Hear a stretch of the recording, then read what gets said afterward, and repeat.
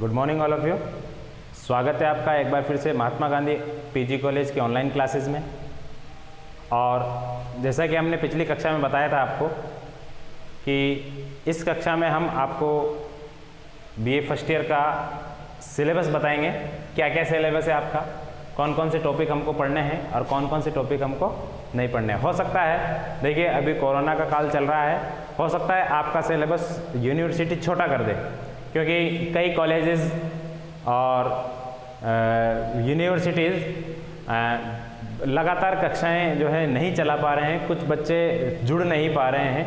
हमारी कॉलेज तो फिर भी आपको क्लासेस प्रोवाइड करवा रही है, लेकिन कई कॉलेजेस जो है वो बच्चों को क्लासेस प्रोवाइड नहीं करवा पा रहे हैं। कई बच्चे क्लासें लेने में समर्थ नहीं हैं, जिस वजह से हो सकता है आगे चलकर जब कॉलेजेस जो है, यूनिवर्सिटीज़ जो है अपने सिलेबस निर्धारित करें तो हो सकता है सिलेबस को छोटा कर दिया जाए। लेकिन हम आपको पूरा जो विस्तारित सिलेबस है जो अब तक पढ़ाया जा रहा है, उस सिलेबस को आपको बताने की कोशिश करते हैं।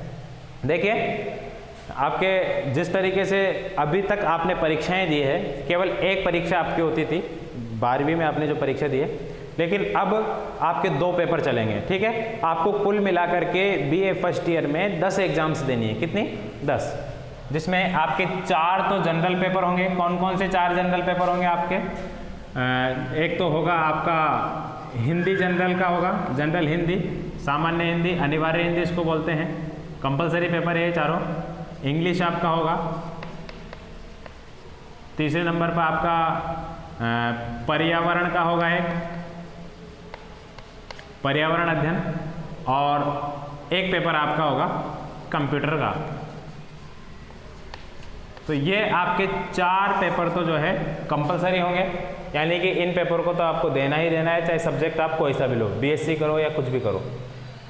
इसके अलावा आपके जो ऐच्छिक विषय है जो आपने चुने हैं, चाहे हिस्ट्री हो, चाहे ज्योग्राफी हो, चाहे सोशल साइंस हो, चाहे आपकी पॉलिटिकल साइंस हो, कुछ भी हो, वो 3 सब्जेक्ट जो आपके होंगे, जैसे मान लीजिए किसी ने हिंदी लिया है, कि पॉलिटिकल लिया है और ज्योग्राफी ली है, तो इन तीनों के अंदर आपको पेपर फर्स्ट और पेपर सेकंड दोनों की एग्ज़ाम्स देनी होगी। तो इस तरीके से 3 एग्ज़ाम तो इनकी फर्स्ट पेपर की, 3 एग्ज़ाम ये, यानी कि 6 एग्ज़ाम तो आपकी है, यानी कि 6 पेपर तो आपके ये और 4 पेपर आपके, कुल मिलाकर के आपको 10 पेपरों की तैयारी करनी है। ये जो आपके पेपर है, ध्यान रखना, फर्स्ट ईयर में आप हो, सेकेंड ईयर में हो, फाइनल में हो, इन पेपरों के मायने सिर्फ इतने हैं कि इन पेपरों को आपको केवल और केवल पास करना है, यानी कि आउट ऑफ 100 आपको 36 मार्क्स लेके आने हैं इसमें, जो पासिंग मार्क्स होते हैं। केवल पास होना है इसमें, आपके परसेंटेज में इन के नंबर नहीं जुड़ने वाले। तो ज़्यादा ध्यान आपको अपने विषयों पर देना है, जो आपने ऐच्छिक विषय लिए हैं उन्हीं पे हमको ध्यान देना है। इन चारों विषयों की आपको परीक्षा तो देनी है, चारों विषय, ये चारों पेपर आपके ऑप्शनल होंगे।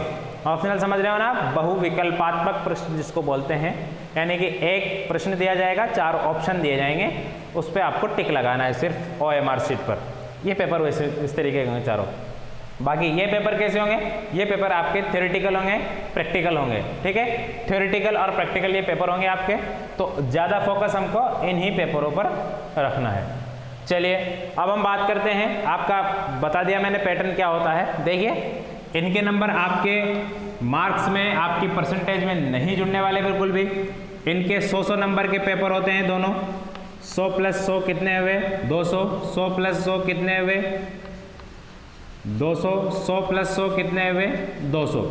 यानी कि आपको 600 नंबर का पेपर देना है। अगर आपके ज्योग्राफी है तो ज्योग्राफी में आपके पेपर होंगे 75 + 75 + 50।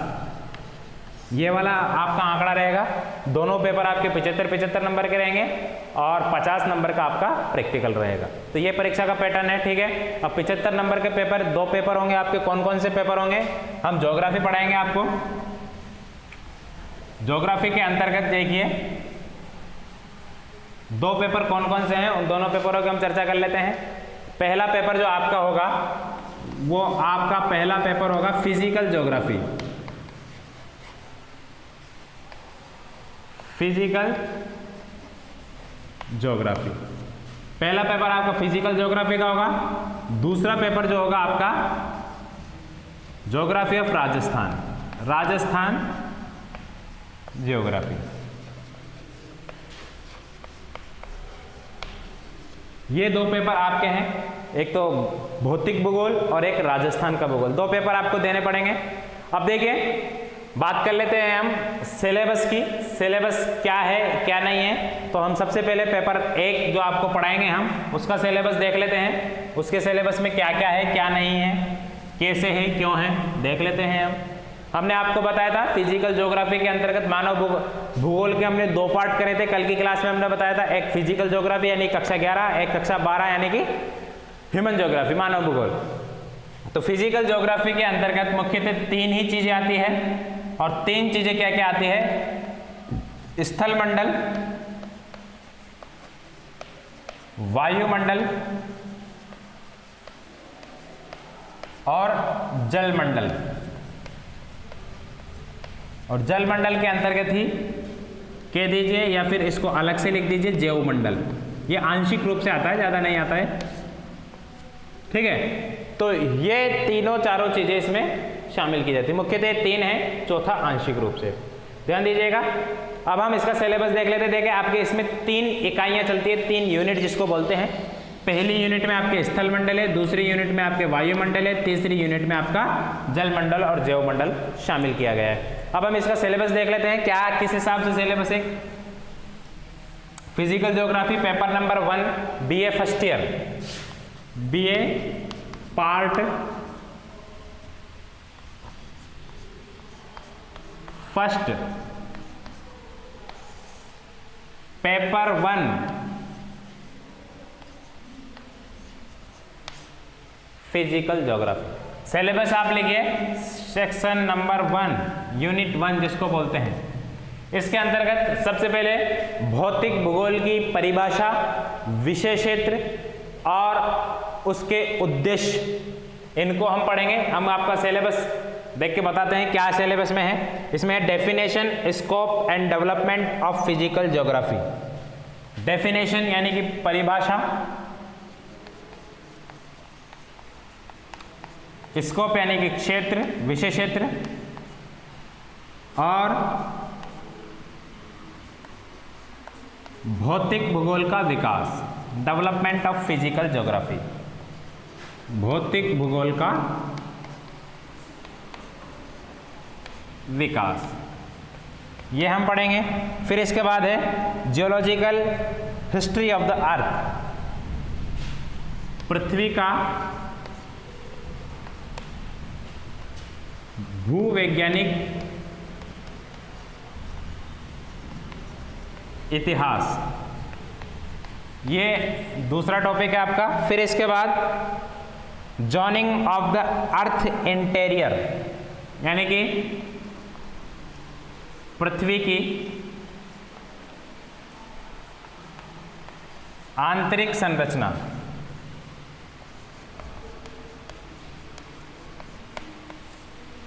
फिर इसके बाद है origin of continents and oceans, महाद्वीप और महासागरों की उत्पत्ति।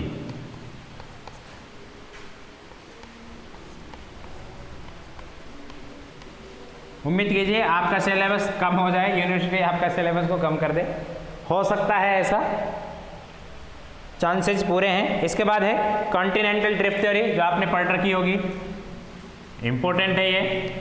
आप जब तक भूगोल के साथ रहोगे जब तक ये आपके साथ रहेगी। महाद्वीपीय विस्थापन सिद्धांत, continental drift theory, Alfred Wegener.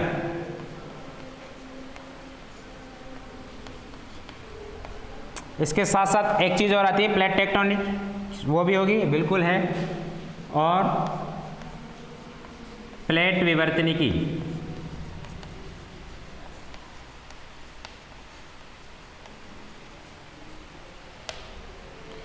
इसके बाद है कॉन्सेप्ट ऑफ आइसोस्टेसी, भू संतुलन का सिद्धांत, भू संतुलन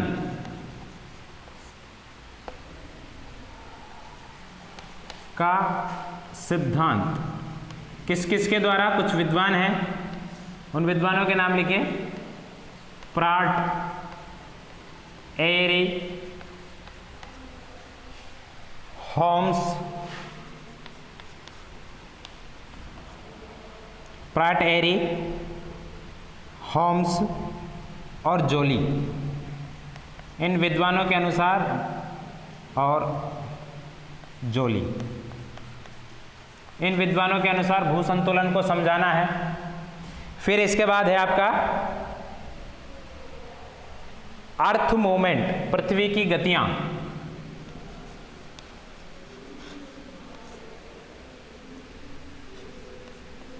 पृथ्वी की गतियां, यह हम पढ़ेंगे। फिर इसके बाद माउंटेन बिल्डिंग थ्योरी है। माउंटेन बिल्डिंग थ्योरी का मतलब है पर्वत निर्माण सिद्धांत। पर्वतों का निर्माण कैसे हुआ हम पढ़ेंगे, खोदेंगे किस तरह। आप भूगोल वेत्ता बन जाओगे अगर हमारी क्लास आप अटेंड करने के लिए रोजाना कॉलेज में, अगर हो सकता है कोरोना जब मिटे आप कॉलेज में रेगुलर पढ़ने आओगे। अगर आपने इंटेलिजेंट तरीके से पढ़ा, पूरी तरीके से आप जो है ध्यान लगा करके हमारी क्लास को पढ़ेंगे, तो हम पढ़ाते कम है समझाते ज़्यादा है, तो अच्छी तरीके से आपके समझ में आएगा इंशाल्लाह। तो माउंटेन बिल्डिंग थ्योरी है, पर्वत निर्माण सिद्धांत किस किस के द्वारा है? कोबर, जेफ्रे और डेली, जोली और होम्स। डेली, जोली और होम्स, इनके द्वारा पर्वतों का निर्माण सिद्धांत समझाना है, किस तरीके से पर्वतों का निर्माण होता है। और इसी के साथ साथ पर्वत निर्माण सिद्धांत में ही प्लेट टेक्टोनिक भी है, प्लेट विवर्तनिकी। प्लेट विवर्तनिकी के माध्यम से भी हमको समझाना है पर्वत निर्माण का सिद्धांत, पर्वतों का निर्माण किस तरीके से होता है। ठीक है। इसके बाद डेन्यूडेशन है। डेन्यूडेशन पढ़ा होगा आपने, अच्छा टॉपिक है ये भी। अनाच्छादन, अनाच्छादन है cycle of erosion. Cycle of erosion कहते हैं अपरदन चक्र को।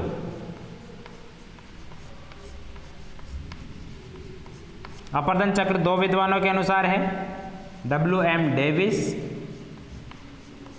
और वाल्टर पैंक के अनुसार।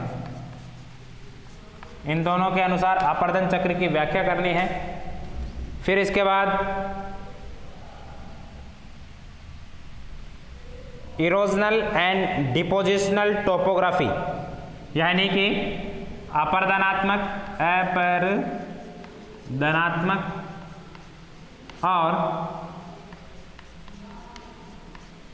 निक्षेपणात्मक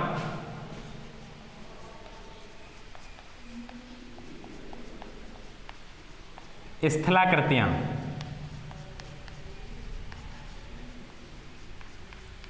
डेल्टा का निर्माण क्यों होता है और पहाड़ किस तरीके से मैदानों का निर्माण करते हैं, इन सभी को हम पढ़ेंगे, जिसमें आपको 5 माध्यम होते हैं। एक तो नदियां हैं, नदी, हिम नदी, भूमिगत जल,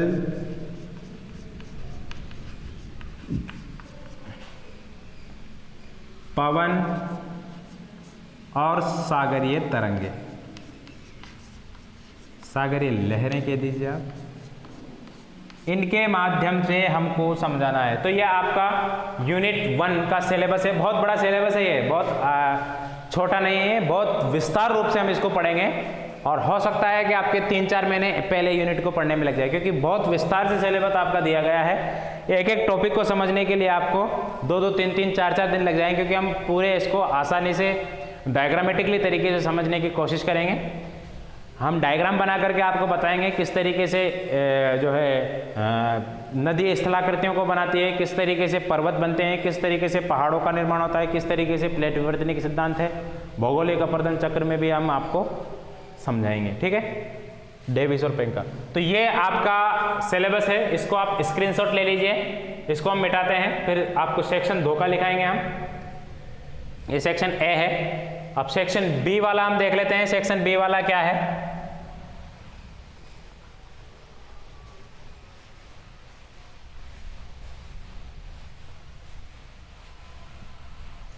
चलिए सेक्शन बी वाला देखते हैं हम। Paper 1 physical geography, section B. Section B, उसमें हमने स्थल मंडल देखा था, पूरा स्थल से संबंधित है। अब इसमें हम वायुमंडल से संबंधित पढ़ेंगे। तो लिखिए composition and structure of the atmosphere, यानी कि वायुमंडल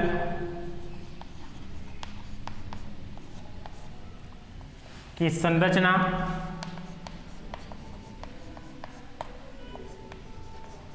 और संगठन। वायुमंडल की संरचना और संगठन। फिर दूसरे नंबर पर है इंसोलेशन। इंसोलेशन का मतलब होता है सूर्यातप। फिर एयर टेम्परेचर, वायु ताप, फिर एयर प्रेशर, वायु दाब, और फिर है pressure belts and planetary winds. Pressure belt यानी कि वायु दाब पेटियां, वायु दाब पेटियां और ग्रहीय पवनें।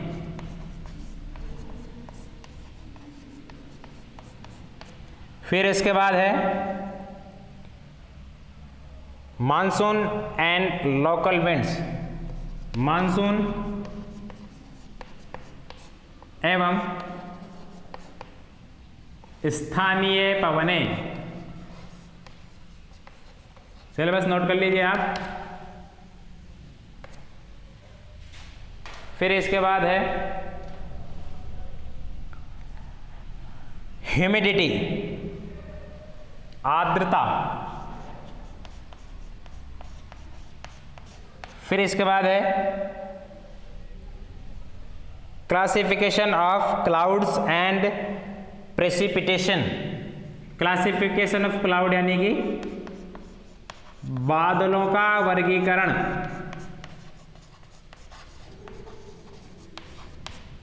बादलों का वर्गीकरण और क्या है इसमें?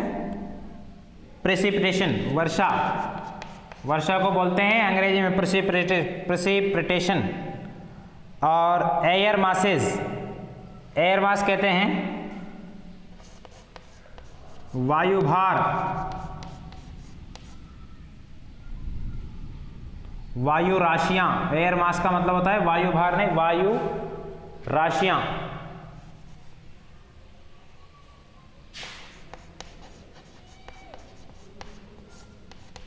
फिर क्या है? इसके बाद है फ्रंट्स एंड साइक्लोन। फ्रंट कहते हैं वाताग्र को, साइक्लोन कहते हैं चक्रवात को। सब पढ़ने वाले हैं हम इसमें। भूकंप क्यों आता है, चक्रवात क्यों आता है, कैसे इसकी उत्पत्ति होती है। इसके बाद है ट्रॉपिकल एंड टेम्परेट। चक्रवात के प्रकार है। ट्रॉपिकल कहते हैं उष्णकटिबंधीय चक्रवात को, और टेम्परेट कहते हैं शीतोष्ण कटिबंधीय चक्रवात को। इनकी उत्पत्ति कैसे होती है, क्यों होती है, इनको हम पढ़ेंगे इसमें। फिर इसके बाद है classification of the world climate. विश्व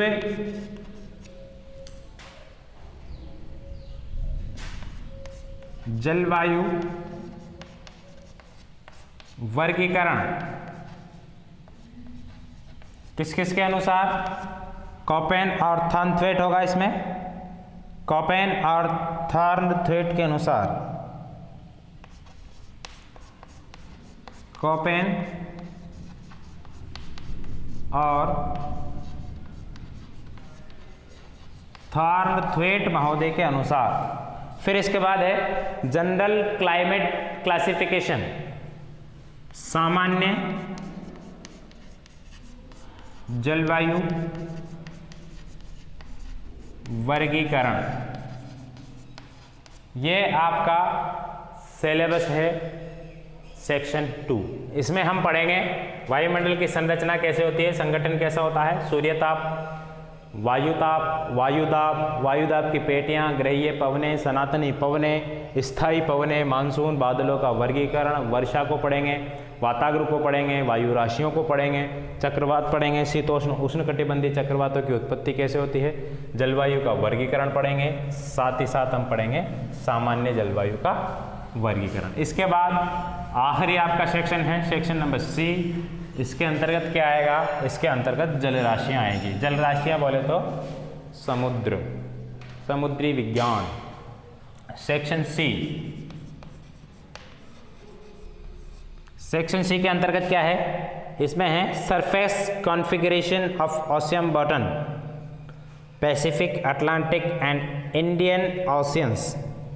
इसमें है हिंद प्रशांत और अटलांटिक महासागर की बॉटम कहते हैं तली, और तल का अध्ययन। यानी कि हम अध्ययन करेंगे तीनों विश्व में। देखिए आपने बचपन में पढ़ा होगा, विश्व में 5 महासागर हैं। कितने? पृथ्वी पर 5 महासागर, 7 महाद्वीप है। लेकिन आपको आश्चर्य होगा, मैं गलत नहीं हूं, मैं आपको आश्चर्य होगा, बिल्कुल आश्चर्य होगा, और ज़्यादा आश्चर्य होगा, आपको आश्चर्य होगा, विश्व में वर्तमान में 4 तो महासागर माने जाते हैं और 8 महाद्वीप है। कितने? आपको आश्चर्य होगा, बिल्कुल 8 महासागर है वर्तमान में विश्व में। कौन कौन से? 7 तो आप जानते हो, एशिया, यूरोप, उत्तरी अमेरिका,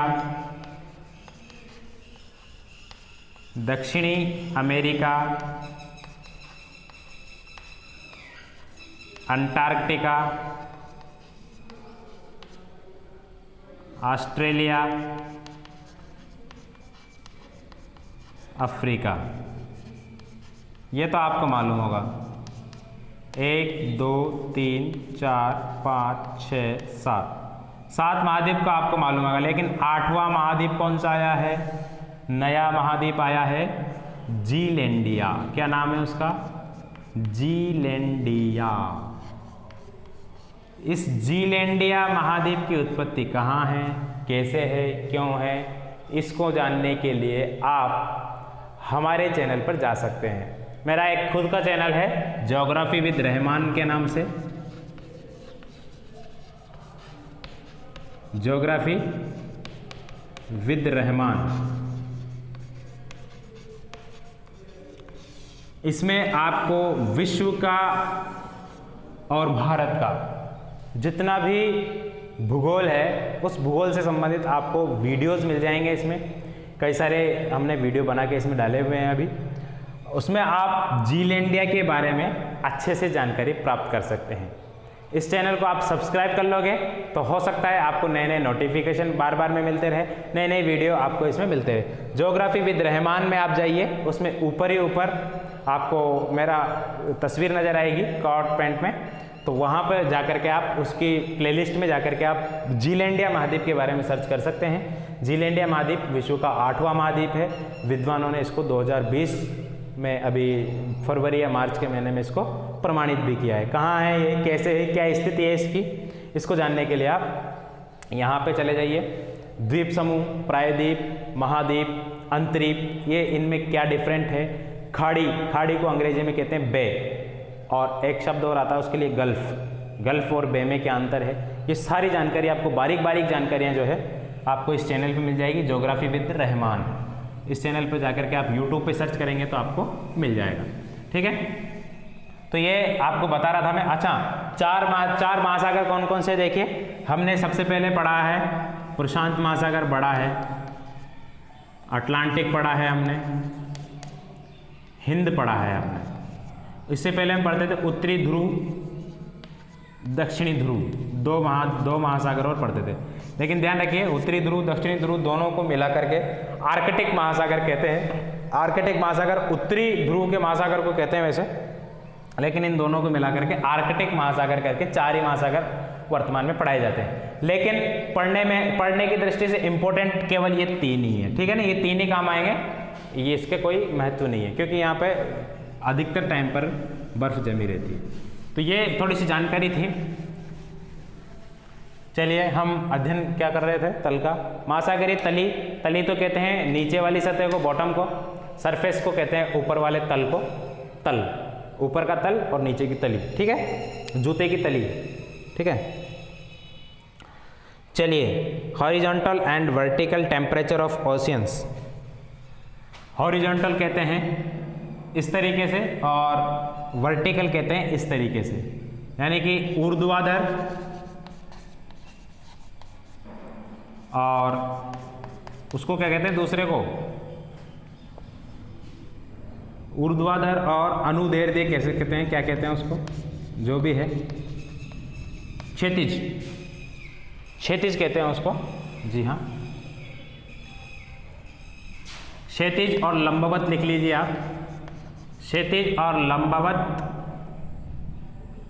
टेम्परेचर ऑफ ओशियंस, महासागरीय तापमान।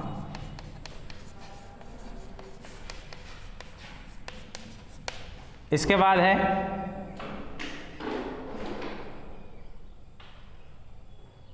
ओशियन सैलिनिटी, यानी कि महासागरीय लवणता। इसके बाद है टाइड्स, यानी कि ज्वार भाटा। इसके बाद है टाइड्स के बाद क्या है, ओशियन वेव्स एंड करंट्स, महासागरीय लहरें या महासागरीय धाराएं।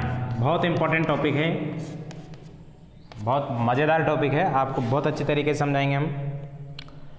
अच्छा, coral reef and their origin. Coral reef कहते हैं प्रवाल भित्तियों को, प्रवाल भित्तियाँ और उनकी उत्पत्ति, इसको हम पढ़ेंगे। इसके अलावा अच्छा, इसके ऊपर डार्विन और डेविस, इसके व्यूज़ पढ़ेंगे हम प्रवाल भित्तियों की उत्पत्ति पे। डार्विन आप जानते होंगे, विज्ञान में पढ़ा होगा इसको, डार्विन। और डेविस को नहीं जानते होंगे आप, डेविस को आप जान जाओगे आप, WM डेविस। शुरुआती आपकी फिजिकल ज्योग्राफी की डेविस के साथ करेंगे अपन। चलिए, डेविस हो गया। इसके बाद मरे, अच्छा और है इसमें, डेविस मरे, इसको भी जान जाओगे आप, मरे कौन है, मरे के जिंदा है, ये भी पता चल जाएगा आपको। Classification of marine resources. Marine resources कहते हैं महासागरीय संसाधनों का वर्गीकरण।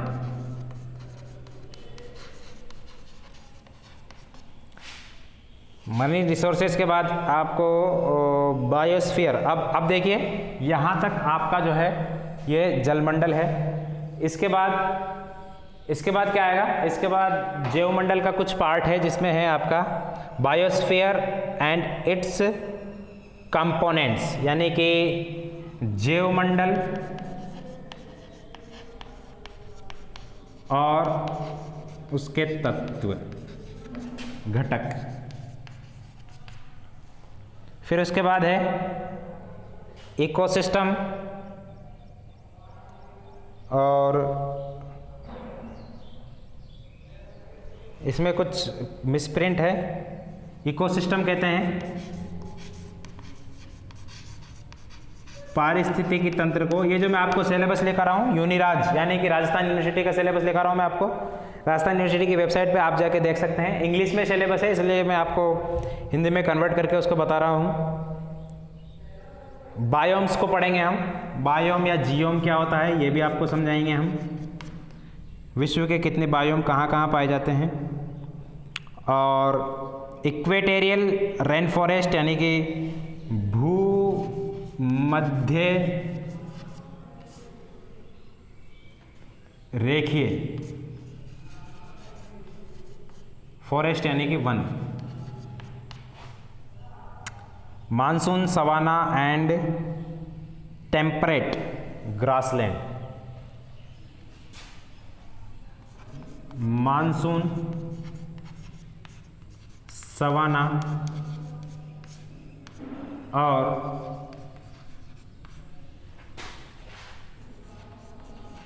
उष्णकटिबंधीय घास मैदान। तो यह आपका सिलेबस है। और फिजिकल ज्योग्राफी हम आपको पढ़ाएंगे। राजस्थान की ज्योग्राफी आपको दूसरे सर पढ़ाएंगे। तो देखिए आपका ये सिलेबस रहा है। सिलेबस बड़ा इंटरेस्टिंग है, बहुत अच्छा है, आपको पढ़ने में मज़ा आएगा निश्चित रूप से हमारे साथ अगर आप पढ़ेंगे। तो आज की क्लास में इतना ही। सिलेबस आप नोट कर लीजिए। कल से हम इसका पहला टॉपिक शुरू करेंगे। जो इंटरेस्टिंग टॉपिक है उसको हम पढ़ेंगे। जो इंटरेस्टिंग टॉपिक नहीं है या ऐसा लगता है हमको कि हो सकता है इसको यूनिवर्सिटी डिलीट कर दे या कम कर दे आपका, तो उस टॉपिक्स को हम जो है छोड़ते हुए चलेंगे। बाकी जो इम्पोर्टेंट टॉपिक है जो आपकी परीक्षा की दृष्टि से महत्वपूर्ण है, हमेशा महत्वपूर्ण रहते हैं, उन टॉपिक्स को हम पकड़ करके चलेंगे। ठीक है, अगली क्लास आपकी कल होगी। तब तक के लिए नमस्कार।